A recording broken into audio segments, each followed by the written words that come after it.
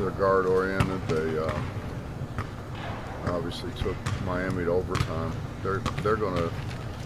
It's kind of like what we've been playing. It's gonna be all ball screens, spread the floor, shoot a lot of threes, but very guard oriented. Big transition team. Hewitt and Bussey, how good are them? Obviously they can score, but how good overall players are they? Well, Hewitt's really good at getting his own, and he's got great range. He's made some shots from real deep, and he's shown the ability against good people, against Miami, to create his own shot.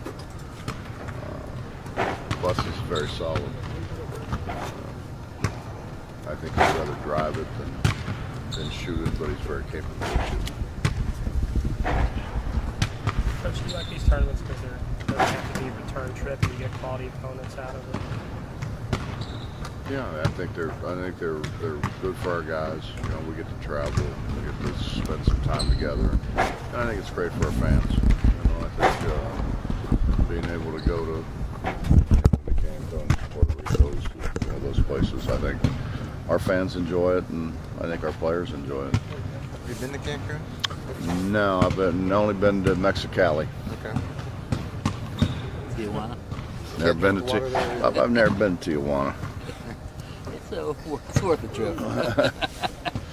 Every time I rent a car in San Diego, they say you're not allowed to go across the border. So I didn't want to walk.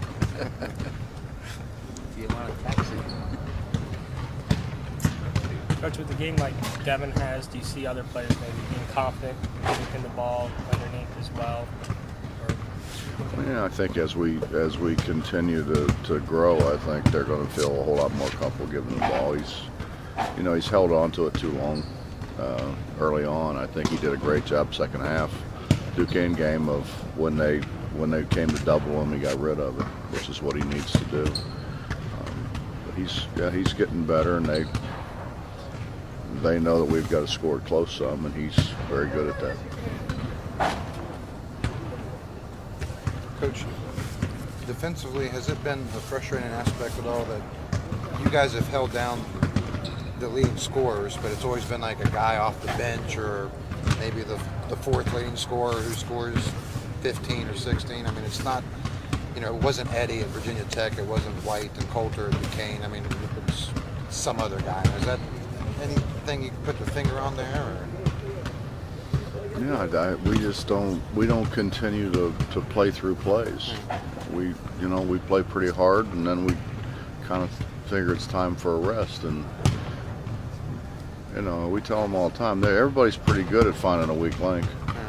And when you get a little bit tired and you start standing up, we just get ourselves out of position. And some of it is I think we get tired, and some of it is we just lose focus and concentration, and we end up standing staring at the ball and then put ourselves in a bad spot.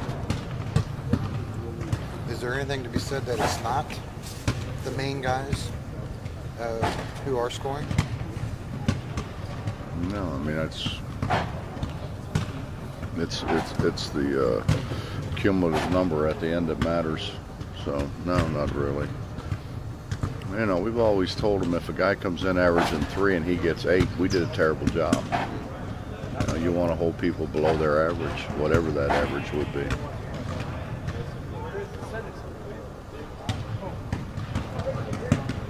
It appears these new rules are accomplishing what they set out to do as far as points being scored. I mean, Wisconsin scored 103 last night. They usually have 43. Is that what you have to look forward to now for the year? I mean, even just looking at the scores last night, there were 3-4 teams with 100, a couple with 90, and that's the top 10. When you shoot that many free throws, I think that's going to happen.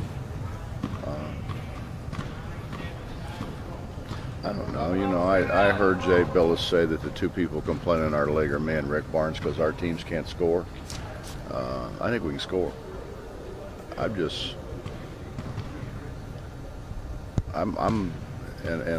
said this repeatedly. I'm not as big a I don't have as big a concern about on the ball as I do just being able to get help there. They call more charges in the NBA than they're calling in college basketball. That's never been the case. So some of those guys, I think they know what they're talking about more than they actually really know what they're talking about.